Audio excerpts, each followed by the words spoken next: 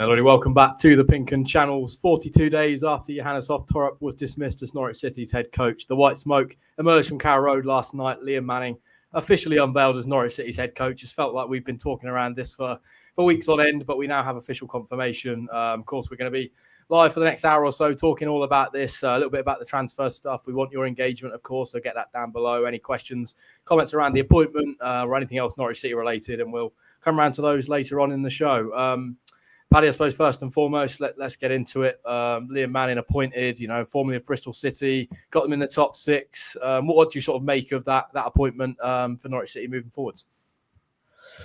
I like it. Yeah, I mean, I think it's sort of dividing opinion. Just when you go on the social media platforms and you try and get a sense of where the Norwich fan base. So it'd be great if we can, get as many questions many observations on where Norwich fans are at, because we obviously look at it from maybe more of a professional side in terms of what you might be like to deal with, and whether we'll get any juicy sound bites and what have you. But they'll clearly want him to come at it from and as he said, I thought the takeaway line in the official announcement yesterday was, paraphrasing, but he sees his mission as giving Norwich fans a club to be proud of and a team to be proud of, and I would think that's a pretty noble pursuit, and a lot of Norwich fans will be very happy if that is the benchmark. Now, you can just debate what being proud of your team is. Is it getting them back in the Premier League? Is it just a team who go out there and play in their image and give everything? Because on those elements, my observation from afar of the Bristol team he put together was they delivered that, and he's talked around it in terms of his coaching philosophy. He's less philosophically wedded and more about mentality and a competitive edge, and he talks about players needing to win duels and all those intangibles that, let's be honest, didn't feel maybe we were seeing enough of down the back stretch of this season just gone. The quality element is a given. Of course, you need players who are technically very good and quality-wise are good enough to compete, but without the other side, we've seen it in Lambert onwards. I look at all the successful Norwich teams from then on, and they had that. Yes, they could play, but they could also, when required, roll the sleeves up metaphorically and dig in and fight and show that will to win. And, if he's going to bring those intangibles, then allied to, hopefully, this window that we're now in, ends with them having a better grade of player and more depth, maybe more oven ready in terms of Championship for next season, then, overall, I think to pull it all strands together, I'm quite excited, as much as excited as I ever get, which is not very much these days. But he looks like a coach on the up. He looks like an ambitious coach, and as he also said in that statement, he feels the ambition that he's heard from Ben Napper and the owners matches his own. There's an alignment there, and he's certainly not coming here to tread water. Every step he's made on his managerial career thus far is clearly with a view to him moving up the ladder. And if he brings Norwich with him on that journey, then brilliant. So,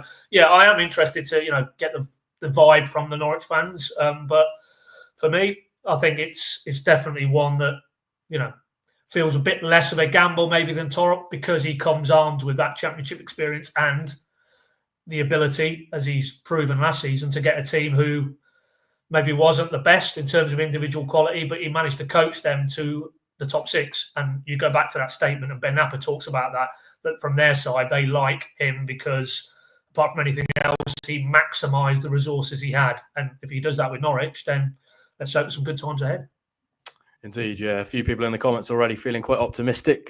Seems to be a fair amount of optimism, I suppose, around this appointment and the Championship experience. But I suppose the most interesting point, Connor, was the contract length, signing a deal till 2029, 4 years. It's not uncommon, but also quite a sort of commitment, I suppose, from Ben Napper when you look at that as a deal. So what was your kind of instinct and feeling, I suppose, off the back of that bit of the confirmation that it was all signed and sealed? Yeah, well, the 4-year contract's a real statement of intent, isn't it? Because if he stays 4 years, he's done remarkably well at Norwich City. That's kind of what just short of the length that Daniel Farker had, give or take. So if he stayed for 4 years, it means he's done a good job. I'm sure there is probably a degree of insulation as well because of his sort of attractiveness. Clearly, he's very attractive to clubs. You can see that he was attractive to Bristol City. He was attracted to MK Dons back in the day. To obviously now Norwich as well, Bristol City. So he is a manager whose body of work does get attention and does seem to get attention pretty quickly. So I think there's probably a degree of insulation in terms of that, but I also think it's probably a commitment from both sides on the strength of feeling that they have for each other at this moment in time, which is always at its strongest right at the start. I think that's clearly something to say, but it's a real investment for Norwich City to give any coach really a 4-year deal. I think Johannes signed 3, didn't he? And he lasted 11 months. They're expensive things to get out of managerial contracts. So it is a big commitment, but for all sense. And yeah, I mean, in terms of generally, I think, I'm not sort of rewriting history or anything here, but I think I left Carrow Road after Cardiff probably feeling a little bit concerned about where Norwich City were heading. You looked at the summer ahead. They didn't have a head coach. You were kind of thinking maybe at that stage it was going to be Jack Wilshere. Then obviously suddenly it wasn't. Didn't have and still don't have a number one goalkeeper. Obviously you're looking at Borja Sainz and Josh Sargent, thinking that those two are going to depart. Maybe even Marcelino Nunez as well. Callum Doyle obviously leaving on loan at that stage. We didn't know for sure that Jacob Wright was signing. We had a fair idea, but we didn't know 100%. There's a lot there that it felt that Norwich City had to do. And I think in terms of the first sort of step on that ladder was always going to be the appointment of a new head coach and making sure that was one that was first and was statement. And I think this probably is a little bit of a statement from Norwich City to go and get a coach who finished 11 points above them, finished 6th in the table. And he's someone who, throughout his career, as Paddy touched upon, has improved teams, and not just improved them, but improved them drastically, often to a level where they are. I think Bristol City were in, the most recent case of this. He's always left teams, with the exception of MK Dons in the second year. We've kind of discussed in the last live that there's some context around that in terms of there were key players that departed. But even in year one of that, he took Russell Martin's team and took them to third. Oxford United was second when he left. Bristol City 6th when he's left. That's a pretty good track record from teams who were kind of in mid-table or even lower mid-table when he took over, which is where Norwich City find themselves. If he repeats that trick, then Norwich City will be in a significantly better place, should he ever depart, than they are currently. And that will be, in my eyes, a job well done from where they are. And it's that track record, really, that progress that he's made in League One and the Championship of constantly improving teams, that I think is what Norwich City are banking on. And again, I think what you see is a really intelligent, switched on, young head coach. And I think the way that Ben Napper packaged it really didn't leave himself with a lot of real room, didn't really feel like he left himself with a lot of candidates. We found out a lot of what he didn't want and who he didn't want.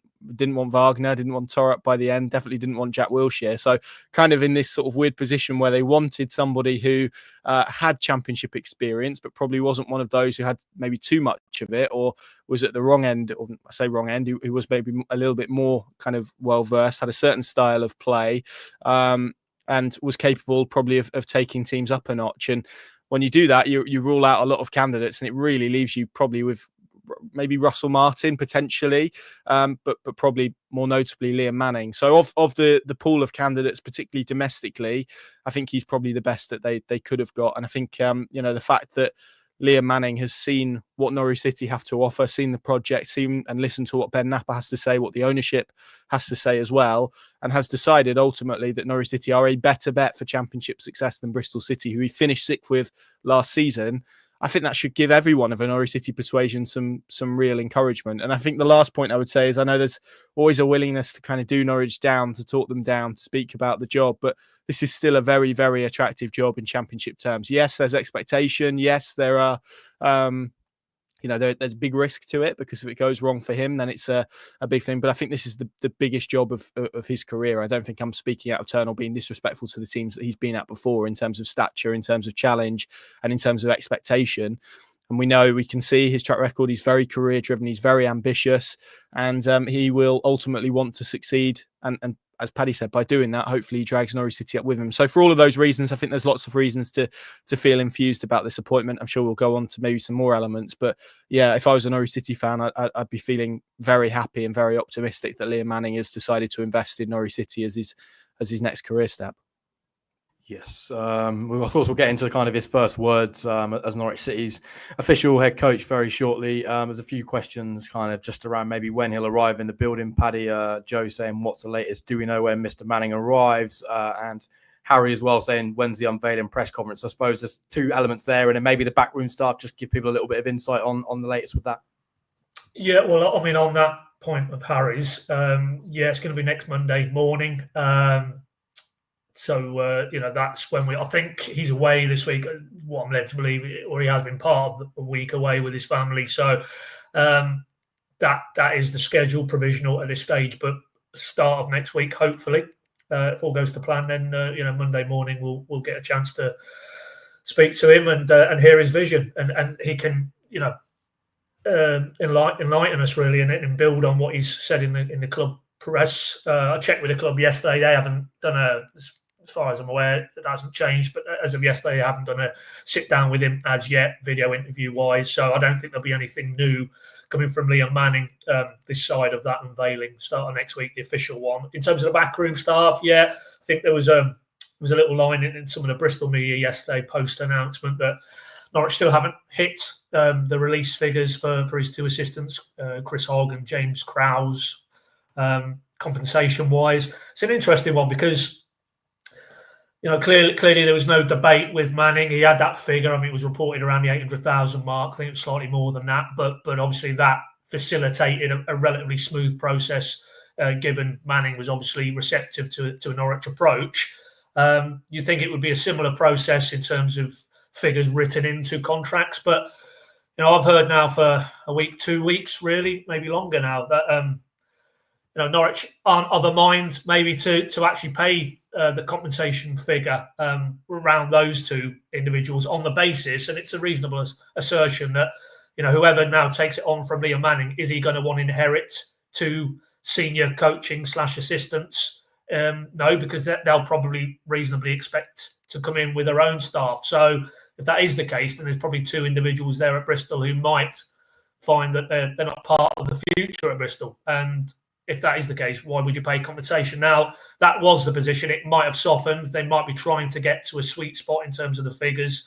But what clearly feels to be the case, and again, it was reiterated to me yesterday, is that the expectation is, however they get to that point, that Hogg and Krause will join Manning in Norfolk. And hopefully that's in relatively short order, because if you look at certainly with Hogg, I mean, they are joined at the hip in coaching terms. Everywhere he's been. I mean, we carried that interview from Hogg that he gave to the Bristol Post. I think it was last year, where he was embarking on his own coaching journey. I think under 23s at Newcastle, he got the call from Manning, and paraphrasing, but he wouldn't have left that post for any other person. So they are very close. Manning has spoken about how he's the one who challenges him. He's the one who almost knows what he's thinking before he actually says it. So if that is the case, I would be absolutely flabbergasted if Hogg and Krause don't join him in Norfolk. So it's just that process, I think, of getting to the point where, whether it is compensation or not, that they are reunited. But so that's where we are with that. So hence why, the holding line in that statement yesterday was that negotiations are still ongoing, and they hope to be an update communicated in due course. But that is my understanding, that maybe initially anyway, from the Norwich side, there was a reluctance to sort of meet compensation figures around those two individuals. As I say, that might have softened to the point where now it's about the figure rather than a willingness to pay, full stop. And I would expect that, hopefully, maybe as soon as next week when he's unveiled, that there's a bit more clarity around those two. Yes, of course, we'll get a little bit more from the man himself next Monday, as Paddy said. Keep it locked to our channels then for all that. But, of course, there were some quotes in the unveiling, Connor, yesterday. He's going to flash them up on the screen, and people can have a little bit of a read for themselves. But, I mean, what do you kind of make of those opening words from Liam Manning? Clearly, there's some points there around Ben, the owners, the opportunity, the strategy, the vision, and clear alignment, words that I suppose will, probably why Liam Manning's decided to leave Bristol for Norwich. So what do you make of those sort of first words from the man himself? Yeah, reiterates kind of what I said in my last answer, really, that that he is somebody I know, again, and we're going to talk about it because it's a nice narrative for fans, and it's nice to have obviously a Norwich-born, as we said, he was Norwich-born, Bungay bred, but Norwich-born coach in the dugout for the first time. But ultimately, there's no mention of geography or location in that, and I think I'd be very surprised if on Monday he changed his tune and made it all about the geography of the move, because ultimately, if would he have come back to Norfolk just for the sake of coming back to Norfolk to join Wroxham or to join any of those clubs? No, he wouldn't. It would have had to have been a really good football project. And I think certainly from what we've heard, it wasn't about location. It wasn't about geography. It was about the quality and strength of Norwich City's football project. And as I said, to be in a position where you've got a coach there who's on the up, who's very progressive in terms of his career trajectory. And I think it's 43 and a bit % win rate that he's had across his 3 jobs in the EFL, finished in the top 6 of the Championship, finished above Norwich City. The fact that you've got a coach there who is, with that track record, looking at Norwich City's project and going, yep, okay, I feel ready and I feel excited to take that on. I think that's incredibly exciting for Norwich fans. That doesn't mean it's going to be a success. It doesn't mean it's going to be an easy ride for him. But certainly, I think at this starting point, it's hard not to look at those quotes and to look at it and to see somebody who's feeling energetic and excited about the prospect of taking on the job. And he should be, because I think it is a good job. It is a decent group of players. There's a lot of young players there to get your teeth stuck into. There is clearly going to be recruits this summer and recruitment this summer, and some of that will be based around investments and again probably playing, as Ben Napper said in his touch point, sizable transfer fees in relation to Norwich City, 4 and Championship, maybe 4 players. They spent, what was it, 8.5 I think on Anti-C, and that's last summer, 5.8 on Jurasek in January.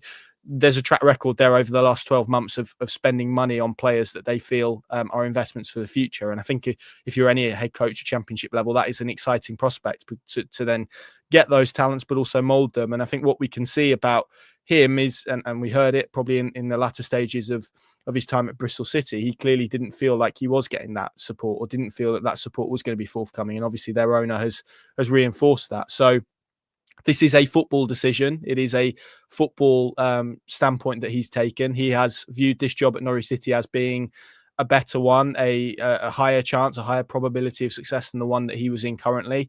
And I'm sure he will reinforce that point with all the will in the world to Bristol City, who clearly were brilliant in terms of supporting him for a very difficult period, and clearly had a very good fan base. And I recognise clearly what's been said in terms of the foundations that he were laid there by Nigel Pearson. And I know again there's subsequently been some frustrations from their side around maybe style of play and development of players, but I don't think you can dispute what he did at that football club in terms of a top 6 finish in first time in 17 years. I think they finished like in and around lower mid-table before he arrived. So he did a very good job there, and I think it's exciting that he views Norwich City as a really good project. And I think probably all of us were looking at it thinking, how enticing is this for a new coach? And the answer off the back of those quotes is very. And again, yeah, I think it's exciting for Norwich City fans that is the view that Liam Manning has taken at this stage of his career, because it's clear from his trajectory he does not take jobs unless he feels it's going to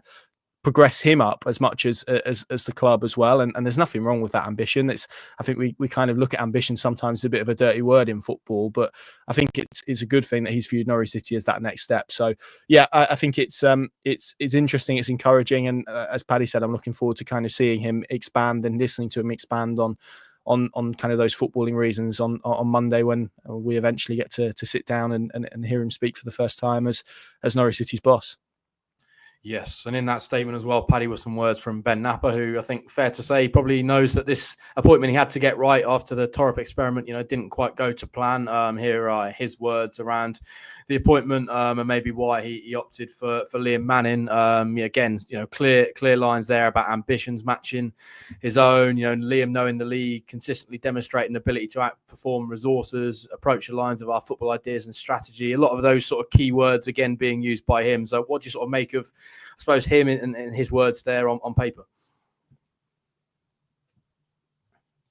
Yeah, 2 takeaways for me. I mean, we've touched on the outperform resources, and the reality is they will have to do that to clamber over, the 3 who come down, because of the vast difference in parachute payments that they've got in terms of broadcast revenue compared to now Norwich, who are just in that regard with the bulk of the Championship who aren't reliant on tens and tens of millions of pounds. And also the clubs maybe in the last season or two who still sort of got some parachute funds. The reality is, if we had access to the accounts of all 23 clubs in the Championship, and we could see their wages ratio, I don't think Norwich now would be moving forward, because that trend has been evident in the last 2 or 3 sets of accounts, lowering the wage bill from those sort of Premier League high point days. Wasn't the only reason, but a player like Gunny in the summer, it just gone that the reason isn't purely down to financial, but the reality is he would have been one of the better earners, and ditto Barnes, ditto Hanley. You can see that refining of the wage structure, and because that is the reality now.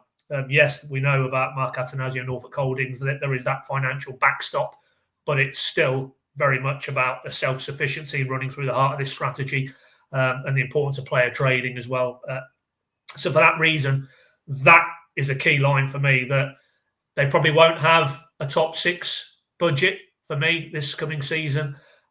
Likewise, Bristol wouldn't have had a top 6 budget last season, but he managed to, with his coaching, with his ability to improve players, with his ability to, put a team on the park who could outperform maybe the sum of their parts, then he'll need to do that again this season. Albeit maybe, and Connor's right, maybe he will have more financial muscle going into this window, going into January, than he would have had at Bristol. That's a given, I think. But still, if you're talking about can they go and compete for players that maybe, dare I say, Ipswich, Leicester, Southampton go for this summer, absolutely no chance. Financially, they won't be able to compete. So that's, for me, the primary part of the Ben Napper quotes that I'm looking at. But also, like, there was a line there about he's an exceptionally bright coach, and I think you see that from afar. When you observe him, me and you, we've sat in a couple of these last games when Norwich have played them, and you sit there and you listen to him, and obviously we were more observing because it was Bristol journalists bowling questions at him. But he's just, I think everything that he says is for a purpose. Externally, internally, you can see how he really gets a tune out of players, how he gets them bonded and gets them, pointed in the right direction, and the messaging around it. And I look at his career path, and he wasn't a player in terms of at professional level, so he didn't have that to fall back on. Sometimes that's an easy one to fall back. We've seen it. There's very, very high profile players who've now in charge or have been in charge, who've come to Carrow Road, and just it feels like they're trading off their reputations as a player, really, and their coaching credentials leave a lot to be desired. And this is a guy who nothing will have come easy in terms of his coaching path. You look at his background. He started off in an academy coaching phase, and then he moved through that, and now it feels like he's accelerating in terms of his coaching pathway. And for me, that underlines that this is a guy with a lot of self-awareness, knows what he wants, knows where he wants to get to, ambitious, as Connor says. That's not a dirty word for me, and looks at Norwich as a vehicle to help him achieve another step or 2 or 3 maybe up this ladder. So, I think Norwich of the available candidates for me, I've seen it mentioned earlier in the broadcast, he probably was the outstanding candidate. If you pull all that together, his body of work in the Championship last season, where he's at in his coaching journey, what he's going to try and do, how he's managed to achieve what he's managed to achieve in his career so far, it feels like a good fit. But there's no guarantees. There was no guarantees that Paul Lambert would come in and take that group of players on a double promotion and then kept them comfortably in the Premier League. There's no guarantees Daniel Farke was going to deliver 2 titles. Far from it. Alex Neil, what he did in those first 6 months, which we celebrated recently. So there are no guarantees, just as there was no guarantees that the Torup project, for want of a better word, would be dissolved within 11 months. So there are no guarantees, but I'll go back to what Ben Napper said when he basically ruled Jack Wilshere out. He said his job is not to get caught up in the emotion of it and the human attachment he had to Jack Wilshere. It is to manage risk and to limit the amount of risk. You would think with an appointment like Liam Manning, that is a clear step in that direction, that you're bringing in a guy who is proven at this level, proven that he can work above and beyond with the resources he's given, and is also clearly on a pathway where he's not satisfied. For him, this is not the extent of his ambition, and that's not a negative. That's that's clearly he would feel that he is a Premier League grade manager. He will back himself to get there, and you hope, for all our sakes, that is with Norwich. Yes, naturally there's winners and losers, Connor, when a head coach changes in terms of a playing dynamic and players that are in the building who would have liked Torup and maybe the way he played in a certain system and maybe they don't fit the Manning system. Killian asking, are there any players who might struggle with Manning? So I suppose, looking at maybe the age profiles and individuals in the current camp, is there anybody that maybe springs to mind? Well, it's a hard question to answer because I think as we kind of spoke about in the last broadcast, I think he's really hard to pin down in terms of what he's going to do and what he's going to play throughout his career. Predominantly, he's always kind of started with a 4-2-3-1, but has been adaptable, played a three at the back, both at times at Oxford, but more predominantly at Bristol City. His Bristol City team were very, very different to what we saw his MK Dons team be, where they were kind of much more, I don't want to say total football and use that terminology, but just the blanket terms of people kind of understand, very possession heavy and enjoyed lots and lots of the ball. That wasn't the case for Bristol City. So I think it's very hard to really pin down exactly maybe who's going to struggle and who's not. I'm intrigued about probably the Danish contingent, I have to say, in terms of what that looks like. Someone like Oscar Schwartau, I think you could look at both ways. If it is a 4-2-3-1, I think Oscar Schwartau is a 10, likewise a Mankel Forsen.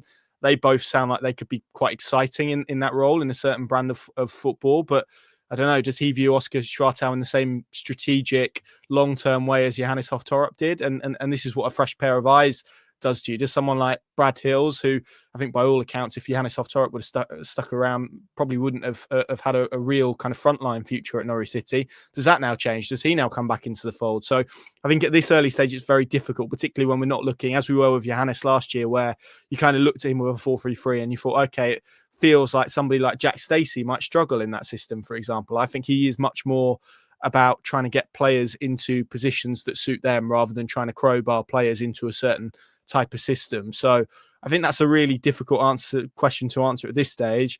I would say probably that's one that we can come back to at the end of pre-season before the championship season starts and maybe answer with a bit more clarity when we look at maybe what his ideas are throughout pre-season. But even then, I'm not quite sure we'll have a full picture. So yeah, sorry to cop out of answering the question, but I think at this stage, because of the type of coach he is, it would be very difficult to kind of exactly try and explain what he's going to do or what system he's going to play at this stage, I would say, even though there are probably non-negotiables that his team like to play with. I think we'll see a pretty fluid, pretty possession-heavy Norwich side, but I think it will be pragmatic in terms of shape and in terms of system. It's about, and he's described this in terms of, I think he did a coach's voice video, which people can watch on YouTube. Very good. It's only sort of 8 minutes or so, but he said he's principles-led rather than system-led. And as an example in that, he uses kind of a winger, and he says, well, if you're a winger that wants to come centrally, then we'll get you there. If you're a winger that wants to go out wide, we'll get you there as well. So I think he will come in, look at this group, look at what his best options are, and then build a team based on that, rather than him coming in with these set ideas. Maybe if I'm going to play X system, and it's about players kind of adapting to that. So yeah, I think we'll have to wait and see on that front. Yeah, we spoke there about the players maybe in the building, Paddy, but what influence will Manning have shaping maybe the strategy of the summer transfer window and maybe who Norwich are going to be bringing in the building? Clearly, there's players already being linked that we'll talk about a little bit more in depth in just a moment, but will he have much input into what's maybe the window's going to look like for Norwich City? Well, it would be a hell of a coincidence. I mean, it's not done yet. The expectation is it will be by the end of the week. But if Dan Grimshaw, a player who he had at Lommel in Belgium on his first coaching journey, if there was no input there at all, then that is a happy coincidence. But I'm pretty sure that there may have been some sort of recognition that was a player that they were going to potentially target, the backup keeper option, as we are told, because there's clearly going to be a little bit of movement in that goalkeeping department this summer. There's already, we know, a new number one required, but maybe even below that. So, yeah, it feels like that's maybe process already started, and that'll only accelerate now. I would be amazed. I know there's the formal presentation element to come next week, but it would be quite surprising, given everything we've discussed about him as an individual, as a character, how driven he is, that he's going to sit on his hands between now and, maybe physically being at Colney next week. I don't see that at all. I would imagine plenty of discussions have already taken place with Ben Napper in this area of squad and transfer window. Lee Dunn, the head of recruitment. And the reason I mentioned Lee Dunn is obviously we went and had a chat with him last whatever it was, early part of last season now. And the parallel is clear with Johannes. He came in very similar time last season, and Lee Dunn basically said that, effectively what happened was that one of Johannes' sort of first jobs was to come in, sit down with Lee, sit down with Ben and the recruitment types, and just convey his thoughts in terms of the profile of player he would like, and just, add those elements into the body of work that had already been undertaken. I mean, in that interview, he talked about Callum Doyle as a case study. Callum Doyle was first approached in terms of his advisors back in the March of last season. So, plenty of time before Johannes was in the building. So, but then as Connor touched on, what happened the back end of the summer, Schwartau comes in, Anis Ben Slimani, and then ultimately Emi Marcondes. Very much you would feel with Johannes and Glenn's handprint on. So I think it'll be the same process again, that there's a huge body of work. It never stops. It runs window to window. It runs multiple windows in advance. The amount of data that is getting processed now, the amount of scouting, the amount of analysis, that's just a rolling cycle now if you're a top club and looking to get an edge in terms of recruitment. So it's not a case that there was players that were going to go for this window and then now it's in the bin, blank sheet of paper, in comes Liam Manning and they start again. It will be effectively, for me, nuancing in that and feeding in what he wants, because when push comes to shove, it's Liam Manning who has to work with this group of players on a day-to-day basis to get this club to where everybody hopes he can take it. And to do that, he's going to want his own type of player. As Connor said in the previous segment, it is difficult at this stage to maybe pigeonhole. He needs a 10, he needs a holding midfielder, because he has been fluid in his approach and pragmatic. And I think that's why at this stage it's probably a bit too early to feel that we can say definitively what he might want that isn't already in the building. I think it's obvious if I look at the Bristol team, and they went and got a player out of Burnley last summer, Scott Twine, who'd been on loan, and they paid for Bristol, by all accounts, decent money. It was reported around 3-4 million mark. And he is, by common consent, a specialist attacking mid, playing through the centre, linking with strikers, Naki Wells, as it was at Bristol. I don't see, although we've mentioned Forson, we've mentioned Schwartau, you wouldn't say they are ready to roll now in terms of championship hardened. So is that an area he's looking at? If that's a type of player and a profile of player he likes and he values, and it makes his system knit together, I could see that being an area. They were already clearly going to be looking at centre mids, and we'll probably come on to that when we get into the transfer section a bit later on. But that process will continue. You look at his Bristol side and how important a Max Bird, how important a Jason Knight were.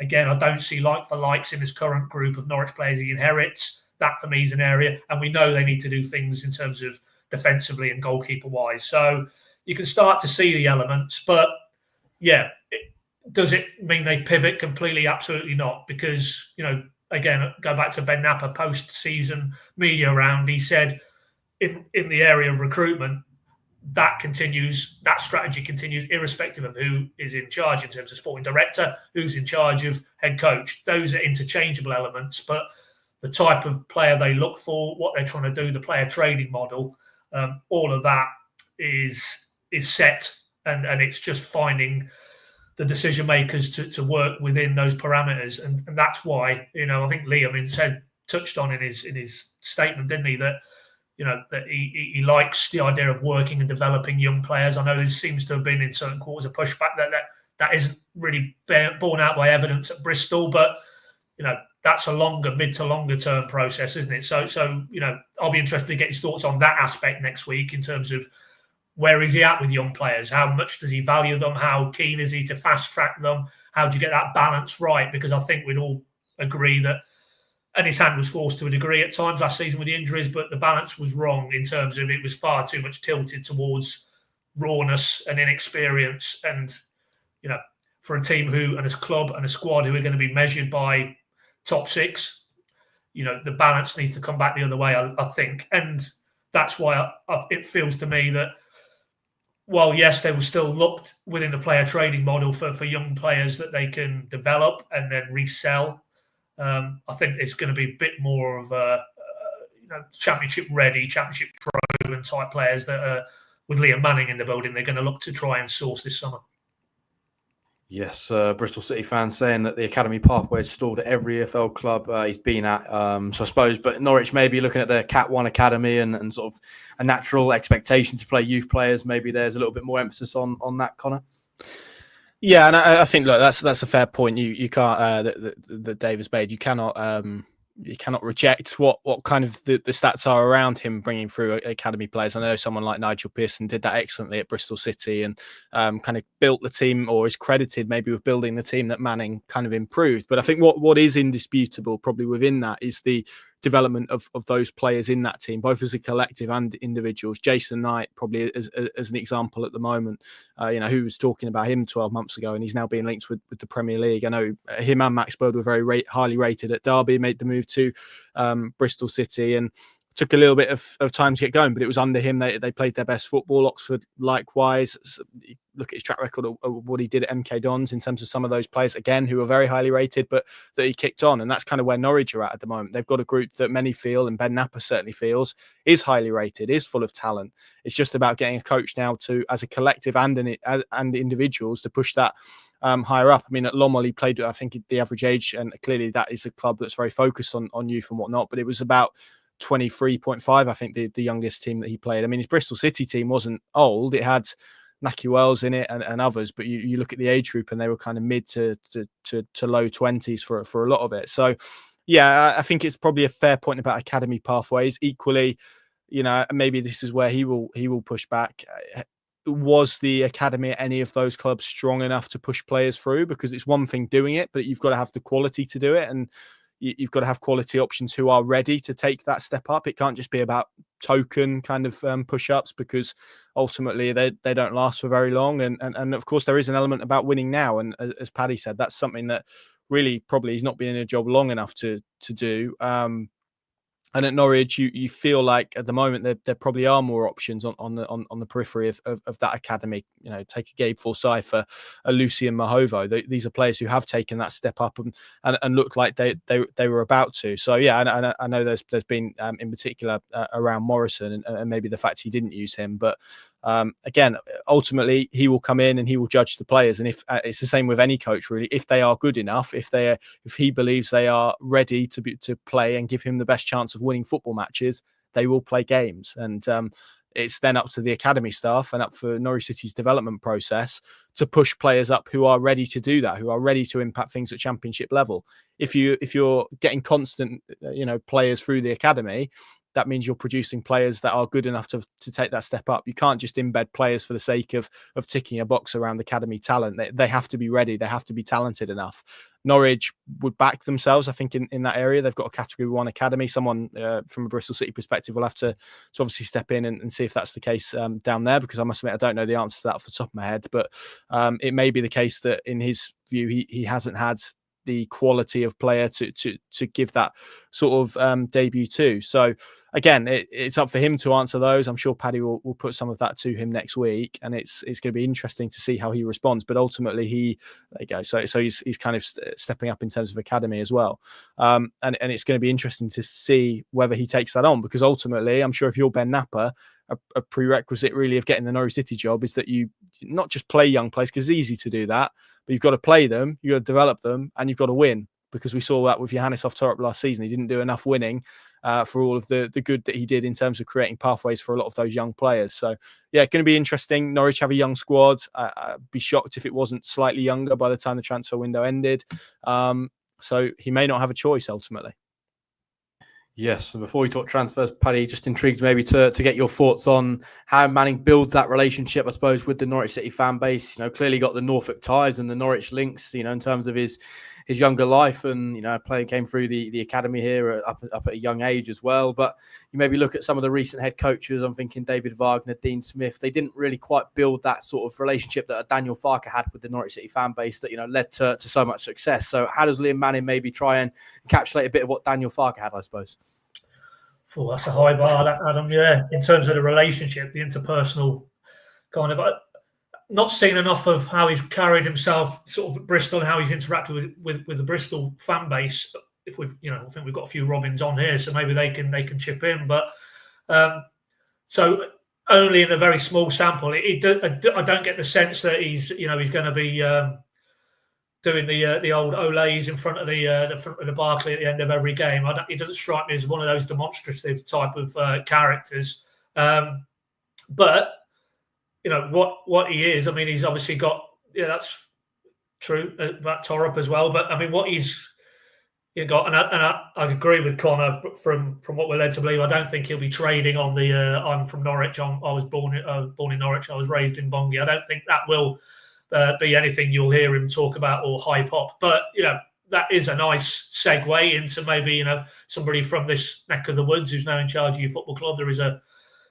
There is a connection there, absolutely. So he starts from that standpoint. But for me, it probably translates to less about what he is as an individual and what was the famous Dean Smithism? No, I'm not Daniel Farke, don't we know it, mate? But in terms of how you carried himself and how he wanted to put himself out there and build those bridges to your fan base and give something of yourself, on a human level. Irrespective of what type of character, and we'll learn more about him in due course. It's the team he has, because the team is the visual embodiment of him.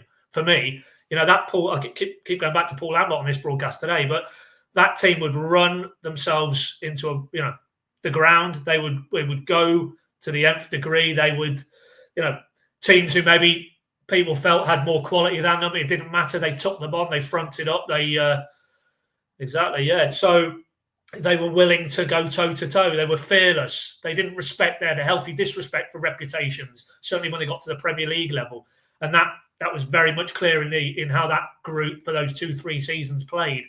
If we see that in due course from a Liam Manning Norwich side, that will build a stronger bond with the fan base than anything he could do in terms of manufacturing a relationship. For me, it's really what we see on the park, what we see from the Norwich team that represents him and represents the city, this county, those fans as well. And if we get that, then he won't need to worry about the rapport, because he will get that affection, that devotion, that love from the fan base, because they will turn up every other week at Carrow Road and know that they're going to get a group of players who are going to give absolutely everything for that badge. And maybe for some that's a cliche, but if I'm paying my £400 or £500 a season in a season ticket, it's the very least I would expect is that I get a group of players who go out there and look like they're giving everything for the cause. And obviously there'll be times when you come up against teams with better quality or individual mistakes, whatever. I think you can accept that. What you can't accept is maybe what we saw at the back end of last season, which felt like a group of players who wasn't giving everything for that shirt. Yes, I think maybe the time in the show's come to speak a little bit about some of the transfer stuff that's been going around in the last few days, Connor. A few people maybe first going off around goalkeepers. Nick on X saying thoughts on the goalkeeper targets. Long seems to be out of the picture, but the narrative around the Plymouth target seems less than positive. Elliot Pearson saying what's the latest on Dan Grimshaw. So I suppose maybe start with that sort of reserve goalkeeping spot. George Long, Grimshaw. How do you see that one playing out? To answer Elliot first, as reported yesterday, that was at medical stage. I think there's still a bit to do in terms of his own personal terms, but we're expecting that probably towards the end of the week. So within the next couple of days or so for that to be official. It's an interesting one, isn't it? It's a weird spot, I think, being a second choice goalkeeper, because you've got to think of it this way: if everything goes well and the first choice, basically you're signing to never play again. That is the best kind of outcome for a second choice goalkeeper, because the first choice always should always be playing, should never be injured, should be available for 46 games. So in your best case scenario, we're talking about a player who's not going to play, which is a really odd premise to start a conversation at. And it's a unique kind of place that Norwich have been. Obviously in recent years, they have been in a position where in Angus Gunn, they haven't had a goalkeeper who's been able to do that because of injuries, not for any fault of his own. Injuries happen, it's life, and suspensions and all of those parts, and then you do call upon them. What has been the problem is that gap between Angus Gunn and George Long, certainly for last season, but really since Long arrived at the club, if we're being honest, has been too vast, too big. And that is a gap that probably needs to be a little bit closer. And it's a difficult one because Norwich had difficulty when it was really uber close, and you had this cruel gun shootout for a little period of time that didn't help anybody because it didn't have clarity and nobody really kind of knew where they stood with it. And that constant chopping and changing, I think, creates instability. That's what we look at for goalkeepers. They are the first name. They are the constant really that you want. And Equally Gunn, you can see it in the numbers, didn't have his best season. I think he improved towards the end, but it wasn't the best. And I think by his own admission, probably after that Cardiff game, the uncertainty around his future probably played a part in that. So, yeah, it feels to me like they do need to revamp that department in terms of probably first and second choice. I think certainly you look at the stats around Dan Grimshaw. I know people go to the goals that he's conceded, and I'll come on to that in a moment. But in terms of the deeper data, which isn't always the best for goalkeepers, to be honest, it's not always the most reliable and doesn't take into account positions and stuff like that. But it is, I think his post shot XG was about -1, which is not bad, which is better than Gunn and was better than Long last season. He was playing for Plymouth, so that is an upgrade, really. I'm not saying it's necessarily an upgrade on Gunn long term, but it was in terms of that area. And I think also to take into account as well is that he was at Plymouth Argyle, who were a team that got relegated. Defensively were exposed. I think they conceded more goals than Norwich City. It's going to be tough for a goalkeeper. You can be the best goalkeeper in the world and concede lots of goals. You look at someone like Cooper, who's at Sheffield United. He was at Plymouth. He conceded a lot of goals, and it was ultimately the quality of his shot stopping that prevented that from being any worse than it was. So I wouldn't necessarily go with the view that just because he's conceded lots of goals and just because he's conceded 6 at Carrow Road last year, that he's a bad goalkeeper. I think that's too easy, too simplistic an analysis to make. There is clearly more nuance to this, and there are certainly, you can see the numbers in terms of shot stopping that suggest he is an upgrade on George Long. That's ultimately the conversation here, I think. But equally, in a best case scenario, he will not play a league game for Norwich City. So it's an odd one, but clearly, and I think we saw it last year, really, that defence, that goalkeeping department, it wasn't up to standard, really, and they conceded far too many goals considering their defensive. I know people maybe don't like to talk about it, but the defensive data wasn't that bad. It actually wasn't that much. I think it was actually better than Liam Manning's Bristol City. The difference was they had Max O'Leary, who had a very good campaign. Norwich City didn't have that in terms of goalkeeping. They didn't have a level of performance like that. So yeah, he will come in as a number 2. I think he's a shrewd addition. He's homegrown as well, and we can't forget about those quotas. You need them in your match day squad. That's important, I think, particularly then if it would allow them to, from a number 1 perspective, allow them to go overseas and try and recruit maybe a bit more of a higher quality grade of option, which is obviously probably where we're going to come on to speak about the lad at Sporting. So yeah, look, as a first edition, I think it's good, and I think it's an upgrade on George Long. That ultimately is the best comparison we can make, I think. So in that regard, yeah, it feels like a plus on all rounds for me. And I think the fee's pretty good as well for someone of his age, 27. That's pretty young in goalkeeping terms. As Paddy alluded to earlier, knows Liam Manning. He'll know the type of character he is. You do have to be a good character to be a number 2. They're important for the dressing room, but equally, you've got to have someone who understands the role, who isn't going to be knocking on the door of the manager or the sporting director every week and go, why am I not playing? So if he knows Liam Manning, that will help with that. And I think all told, it feels to me like one that makes sense. Yes, you mentioned him there, the Sporting goalkeeper, Tyler, on YouTube, saying any news on the Sporting Lisbon goalkeeper. I know you. What's his name, Adam? Go on, pronounce it for us. Vladan Kovacic, along those lines. We'll go with that. I'll have to go with that. I know there's a few other names maybe that you threw into a piece last week. Paddy, Sam Tickle, Daniel Bachman, all sort of maybe in the frame to replace Angus Gunn. Where are we at with all of those names? Yeah, Tickle and Bachman, not hearing anything live on those two. So they were players who were put forward, shall we say, for Napper and his recruitment types. So nothing that I've heard in the intervening period would suggest that they've pushed ahead in either of those directions. Whereas old Vladan, as we're going to call him, he is very much one they like, and did a follow-up piece the other day, and of course he was a former teammate of Antti Cernac's at Rakow up until last summer, and then I think if I get the order right, I think he went to Sporting for reportedly just under €5 million. A month later, Antti Cernac heads to Norwich. So clearly he's one that on the scouting element that we talked about earlier and how long these things get put together and profiles are built, that would have happened around Cernac. A guy in the same team playing at the same level, you can be sure would have been scouted as well. maybe at that point, clearly, you're jumping from there to Sporting Lisbon, then he as a viable option for Norwich, it's probably not one that they could look at, given their status in European football, and they've obviously gone on and won the Portuguese title again this season. Hasn't worked out for him there. I think he was in and played 9 or 10 games. Then he got an ankle injury, came out. He's not understudy, but the other guy came in, kept his place, and then fast forward to February this year, he goes back to Poland. Legia Warsaw, another powerful club in Poland, serial contenders for the title in Poland. Goes there. Don't think he has the best, by all accounts, anecdotally, best spell. Did play in the Conference League. Was on the winning side, played 90 minutes at Stamford Bridge in April. But that was a dead rubber, I think, because Chelsea won the first leg 3-0. Obviously went on and won the tournament, didn't they? So, but that was a high-profile shop window for him. There was a loan extension negotiated by Legia, which they aren't reportedly going to exercise. So at the moment, he goes back to Sporting. He doesn't feature at Sporting. I think that's been made quite clear to him. So where does he go next? There is, and this is, I think, where Norwich are at the moment. He's one that they have to weigh up whether they progress forward with him, because if they do, they fear there's going to be interest from championship clubs, maybe even higher in England. I'm sure there'll be other leagues looking at him as well, because clearly there is a keeper, even if it hasn't maybe gone for him as he would have hoped in the last 12 months. There's a keeper there who Sporting Lisbon thought was good enough to pay €5 million for 12 months or so ago. So that's basically where it's at. I don't think it's progressed massively in the last sort of 3-4 days, but he is definitely one that they have looked at, they like, they see potentially as an Angus Gunn replacement as the number one.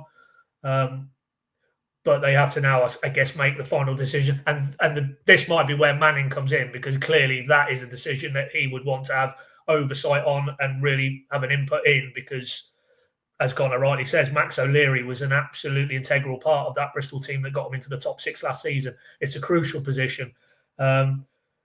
So I would imagine that he would want to have quite a big say in that. So that might be where it's at right now, is that, now he's in the building, it's official, and they can crack on, and we might start to see an acceleration in terms of, doing that business. Grimshaw is obviously one they're quite a long way down the road with, and barring any 11th hour twist, that will get done.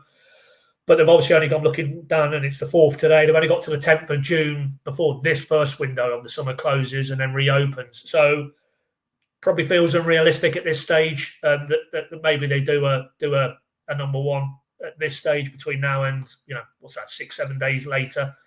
I wouldn't rule it out completely, but that feels maybe more one that could start to accelerate when the proper window, as I call it, reopens on the 16th of June and runs through then to September the 1st. That still gives them plenty of time to have somebody in the building very early on, if not for the start of pre-season. So, yeah, that's where we are, I think, with the keepers at the moment.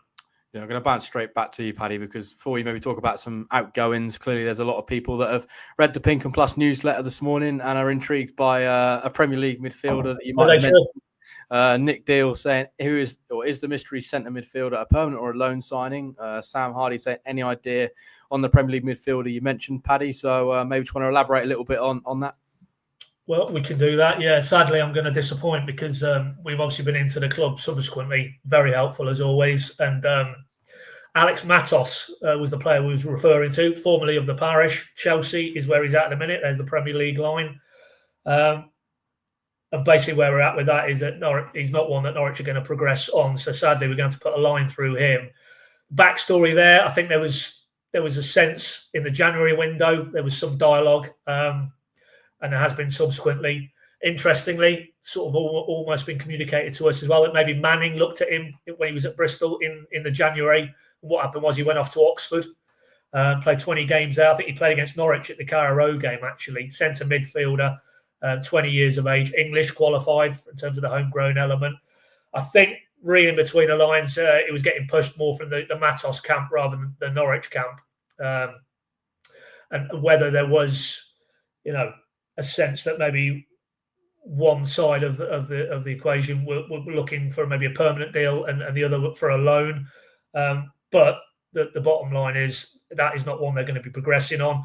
That might be parked, but what I would say is zoom out a touch, put it alongside the Jacob Wright loan and now permanent move, and it's very clear that And Ben Napper, I think, touched on this when we pushed him on the Jacob Wright progress post-season. Premier League young midfielders are clearly an avenue that within their recruitment profile they're looking at.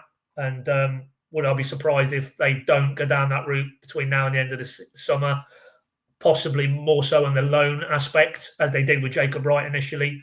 Absolutely, because if you can get raw material like Jacob Wright from clubs like Manchester City and they can come in and do what they did, and then you can negotiate a deal which by common consent looks real good business. I know Man City have got buyback clauses and there'll be healthy sell-on fees, but in the here and now, there is a marked upgrade. It felt like watching him back end of last season in terms of what Norwich have in that area of the pitch, a crucial area of the pitch for Liam Manning as well. So that's where we're at. So Alex Matos is the mystery. Not going to happen. Not one that Norwich are going to progress with. But would we be surprised if there's a Premier League grade midfielder that they go and look at between now and the end of the window? Absolutely not. But not Alex Matos. There we go. Hopefully that's answered people's questions. Let's move it a little bit on to potential outgoings. I can see a certain Josh Sargent's name cropping up quite a few times throughout this comment section. Paul saying, do you think Sarge will stay given he's got exposure here in the US, building a fan base in the US? The EFL have good support over here. I saw Jason saying, do you think the arrival of Manning has any influence on the decision to sign Sargent and Nunez to stay? But I suppose Joe's probably right here. What's the latest on Josh Sargent? Saw an Italian club interested. Do you expect Josh Sargent to leave Norwich this season? Roma were that club that's supposedly evaluating him as a potential option for their sort of forward line. So clearly, I think there's probably going to be a tough situation that Norwich are going to have Josh Sargent come the start of next season. When the window shuts, Connor, it feels pretty likely he'll be departing, whether that be Roma or not. Yes, agreed. And I think probably Sainz and Sargent, you can never say definitely, but my feeling at this stage is I'd be very shocked if either of them were Norwich City players come the close of that ultimate close of the actual window in September. The club are aware of strong interest in both. All I would say on Roma is, I remember this a lot with the Gabby Sarro links. I think they were linked with Dimi Yanulis at one point at Norwich. There have been others as well.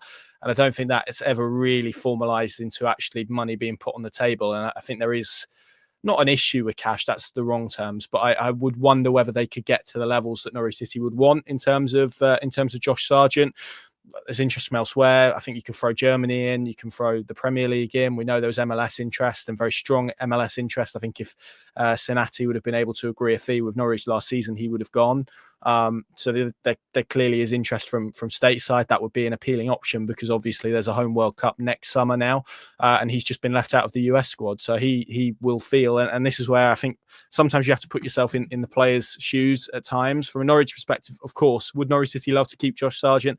Absolutely. Would us three, would every single season ticket holder, would every single Norwich City fan love to see Josh Sargent wearing yellow and green next season? Absolutely. But Josh Sargent isn't a Norwich City fan. He's someone who is going to think about his family, his career, and ultimately his ambition. And he stated this a few times, is that he wants to play for his country and he wants to represent his country on the highest stage. He has to give himself the best opportunity to do that. What is I'm speaking purely with a Josh Sargent hat on now. If I'm Josh Sargent, I would say, what is the point of me playing, what would it be, a fourth year in the Championship? Everyone knows I can score 15 to 20 goals at that level, probably more if I keep myself fit over the whole campaign. Everyone kind of knows that about him now. It's now about, well, can he go and do it at a Premier League level, a Bundesliga level, a Serie A level, an MLS level? He is, I think, as Dave said there, the best all-round striker in the Championship for me. He's got nothing left to prove here in this level, at this division. And I would imagine his advisors are probably saying to him that he needs to go and challenge himself elsewhere. And I think that is probably right. Equally, there's the Norwich City perspective. And unlike the Borja Sainz situation, they have a lot more control. They have a lot more cards in their possession in this case, because he's someone who's on a 3-year contract till 2028, which was, I know it was kind of, I think eyebrows were raised a little bit when he signed that 5-year contract initially. Maybe not to the extent of Adam Ida's one, but look, strikers cost money, and he is a striker that scores goals, and he will command a fee. And Norwich City, I think Ben Napper has proven this in his 12 months or so in charge. We saw it with Jonathan Rowe, we saw it with Abu Kamara, Adam Ida as well. Of course, he gets good prices for players, and Josh Sargent will not leave the building if no one is willing to meet the fee of it. So with all of that aligned, it feels probably unlikely science. I could see a situation where in the next 2 weeks, 3 weeks, that Borja Sainz thing really catches fire and we really begin to get some movement on that. With Josh Sargent, it feels like one probably that and look, these things can move and do move and are fluid. But if I was to put 50p on anything right now, I'd say that goes pretty late, and not late as in deadline day late, but I would say probably into the final stages of the window, just because of the financial package and the complex deal that will be to get Josh Sargent out of Norwich City. So yeah, look, we're still very early in the summer. The window's technically only been open for 4 days, so it's very early to be talking at this point. But yeah, on Josh Sargent, that's where we're at. Is there interest? Yes. Will there continue to be interest? Yes. Will there be speculation throughout the whole summer? Completely. But ultimately, until we actually get to the stage of someone putting on the table what Norwich would want, and that's going to be an interesting figure, I think. I don't know what you boys think in terms of where Sargent's price is at. I would probably guesstimate that it would have to start with a 2, and maybe a bigger package beyond that, given his quality and where he's at. So yeah, it feels like one that could drag on for me. With Sainz, I'd probably expect that to happen a bit quicker, because it's clear he's been linked with basically every club in Europe, hasn't he, already at this point? So I'd expect that to continue, to be honest. Yes, I suppose maybe sort of lending a little bit into Matt's point there, and also Global Bloodstock on YouTube saying who could replace Sarge. I mean, does that potentially cause problems for Norwich, Paddy, if it does go late in the window with Josh Sargent? They're having to maybe scramble around for a striker, or will they try and maybe look to try and bring someone in before that, or sort of targets? I suppose where do you sort of head with that situation? Well, it wouldn't be ideal, that's for sure. But you keep going back to the Ben Napper quote to the AGM in November that Antti Cernach was purchased as a 9. Now, in no world am I saying Antti Cernach is ready to take the Josh Sargent mantle. And it's been made, the point has been made, Josh Sargent wasn't ready to take the Timu Pulici mantle. What was it? You try saying that when you've had 2 beers. But so there's that to it. I think there's that to the equation, that they've got a player they feel has the potential, but can they almost wait for him to grow into that number 9? I don't think they can. I think particularly, as we know very clearly, it's not all about, but they need to be in and around the top 6 next season. That has to be the expectation, as Ben Napper has said subsequently to Johannes departing. Whoever is in charge at Norwich in any position, if they're in the Championship, they should always be capable of being in and around that top 6 conversation. So that would lead you think that they need to have other options. They can't just basically allow Sargent to go because here's his ready-made replacement already in the building. But I do think he is a big part of the equation moving forward. But you could see a world where they look to bring in a striker. But of course, and it was proven with Cernach, they cost the biggest amount of money. And while they may get if there's a club willing to actually firmly, test Norwich's resolve on Sargent, I'd agree with Connor, 20 plus, 25 plus maybe, But then the nature of it is Norwich go to market. If they've sold Josh Sargent, any player they go in for is going to be there's going to be an inflationary pressure. So, do you get your business in ahead of that? That's the balance, the tricky balance that Ben Napper has to strike. It's kind of almost maybe, can you preempt before you actually sanction a departure for Josh Sargent? And that's not always possible. We saw, the relatively kind of accelerated nature to John Rowe's exit, Abu Kamara. It's all right having a flip chart at Colney, and this could be the scenario. And if it is, this is how we'll plan for it. But John Rowe turns around on the morning of the Oxford game and says he's doesn't feel he's able to be considered for Oxford amid sort of interest from Marseille. Then where'd you go? So it's a difficult one. It's a real difficult one, because the fear would be you allow Josh Sargent to go and you may reap a very healthy transfer dividend on that. But where do you find his numbers? What was it, 35 goals or so, 35 goal contributions in the last 2 seasons? As has been said on here today, he is, by common consent, of his type, the best in the division. He got into the divisional team of the season. He's an absolutely crucial player for Norwich. So it's going to have to be a real clever piece of recruitment to find somebody who's ready in the here and now to offset what you'd lose with Josh Sargent going out the building. But I tend to agree with Connor. What more is there for him to prove at this stage? My only slight hope in this is, it's twofold. It's one that, and because Napa showed last season with Ida primarily, if a club doesn't get to the numbers they value him at, with obviously Atanasio Norfolk Holdings in the background, he won't be going anywhere, particularly with the contractual insurance they've got with Josh Sargent. So that needs to happen. But even then, is there a world? And it's been mentioned on here. I saw a comment.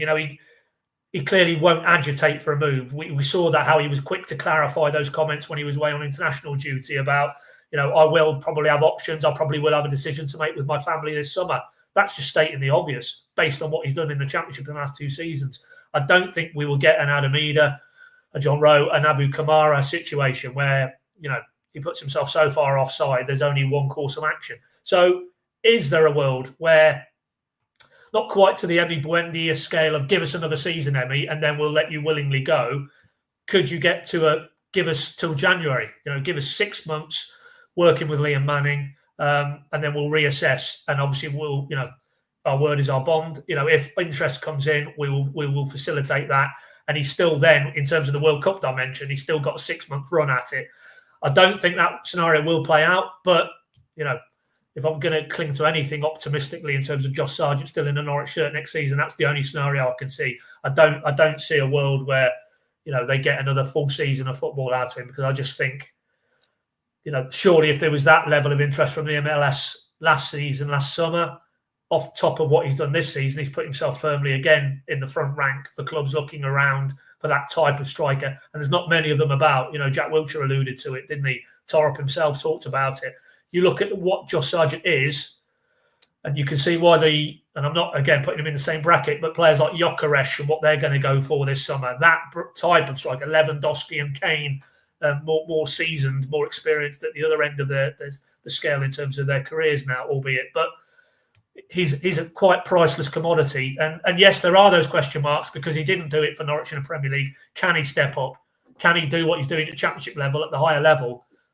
That's the imponderable. That's what clubs willing to take a chance on him will have to decide, or a top league like Serie A, or the Bundesliga for that matter. So there is that, but I'm pretty sure that there will be clubs who will test Norwich's resolve this summer. And, if that is the case, then, I'm of the opinion like Connor, I think he will go. But, let's just pray, really, on nothing more than hopes rather than expectations, that there is a world where they can at least get him in the building until January, and then we'll take it from there. But Sainz will definitely go.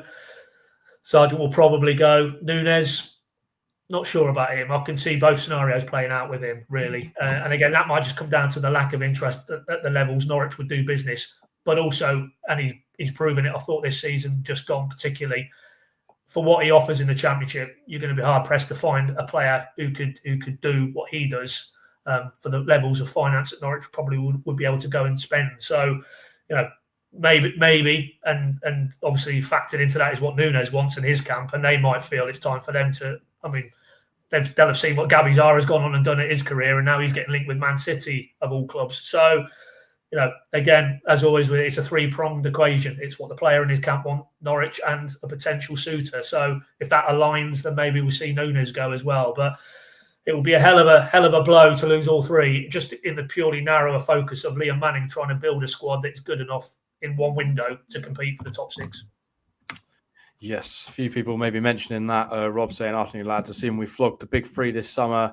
What are we expecting the war chest to be for incoming? 50 to 75 million. The sales would account for the vast majority of that. We've also got a comment maybe around the transfer budget compared to previous summers under Delia and Michael, including potential sales of Sargent, Nunez and Sainz. Maybe on that budget, first summer under the Atanasio group, being fully at the helm, Connor. So in terms of budget, it's difficult to put a number on it at this point, but would you expect Norwich to spend a bit of money?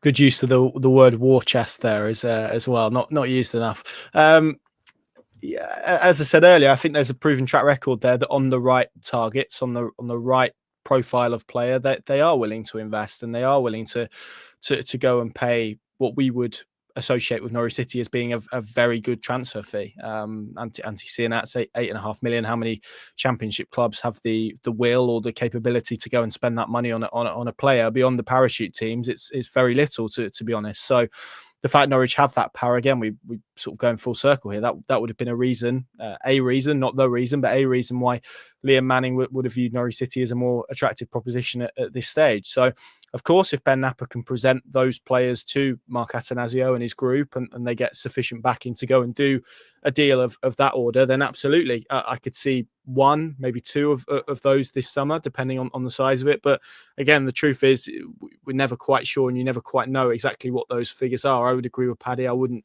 sit here today and expect Norwich City to go and spend 40 million this summer without any of those sales, even with those sales either, to be honest, because, and Ben Napper spoke about this, it's about player trading and it's about development. And a lot of the work they did last summer was about identifying players who maybe they felt were slightly undervalued. And Paddy did a very good piece last summer on Jose Cordoba and maybe how they got him kind of what we would associate with being under market value because of where he was playing and the use of data and whatnot. And okay, we haven't seen the best of him yet, but I think we've seen flashes of his quality. You'd hope year 2 under Liam Manning he could really kick on. So yeah, I think it was about 3 and 4, wasn't it? They spent on Cordoba, Force, and that's the type of level I could see them go into for players overseas. Obviously, the goalkeeper is an interesting one. That is one of those positions I could see them maybe going a bit higher, and I think Kovacevic is one that about €5 million. I think he is been mentioned at the Portuguese end, so that would kind of be in that ballpark. So yeah, I think it's hard to quantify. I'm not going to sit here and put an exact figure on it and say it's 20 million or 30 million, but I think if the right players become available that Norwich City want, then I think Ben Napper would get sufficient backing from the ownership to go and do that deal, providing it's in keeping with their wider strategy. That's certainly been the case, and I think as well that they'll look to be clever with some low moves and whatnot around the edges, and it's probably pulling all of those various strands together to hopefully give them a squad that is well equipped to give Liam Manning a decent chance of making a good fist of the Championship campaign. Yes, and before we sign off, Paddy, a couple of light-hearted comments here to get stuck into. Hashtag King saying, good afternoon, gentlemen. Who do you think is the better looking, Manning or Torrett? They look remarkably similar to me in what Napper means when he says coaches are interchangeable. And Rob saying, any chance of commissioning a travel series where Paddy and Johannes travel around Norfolk, visiting various haunts? Paddy and Johannes are the duo everybody wants. Although he's not going to be coming back to England, that move to QPR is all off. No. Bit of breaking Championship news, lads. Here, I've just seen Michael Carrick as party company, or rather Middlesbrough party company with Michael Carrick. So maybe they did well to get Liam Manning in, because I'm sure he would have been on their radar. That'd be interesting. Who goes? Well, we've just following. It's just dawned on me. Get the Hoff up to the northeast. We'll go and see him up there. We'll go and see the Transporter Bridge again. That'd be nice, wouldn't it? It's always a lovely trip up the Teesside. But yeah, well, if he wants to do it, if there's money in it, I'm a gun for hire. So yeah, I don't mind. Yeah. If there's anybody got any commercial ideas that are, we can wrap around the pink and he's at a loose end. Got to get Glenn in there as well. Surely Glenn would be the glue there. You would think so. If people want it, we'll try and deliver it. But I wouldn't raise your hopes that that's going to be coming to a TV station anytime soon. That's for sure. And on that note, I think we'll sign off. Of course, we've been going for 90 minutes or so. Thanks for all your comments and engagement on this show. Of course, there'll be plenty of them coming your way across the summer. All the transfer stuff, window watch will probably be back in short order if we get some more rumours circulating. So keep it locked to the Pinker channels if you aren't already. Of course, got the app as well, which you can take out a subscription to, $2.99 a month. We think that's probably good value for money, given everything that's going to be coming. We'll be at the pre-season tours and all the games. So we'll have it all covered on there. We'll also be at the press conference for the unofficial unveiling of Liam Manning on Monday morning, 10 o'clock kickoff down at Carrow Road. So again, keep it locked to our channels for all that. So with that, we're going to sign off on this Wednesday lunchtime. Enjoy the rest of your week, and hopefully Liam Manning can provide, some good and exciting times ahead for Norwich City fans.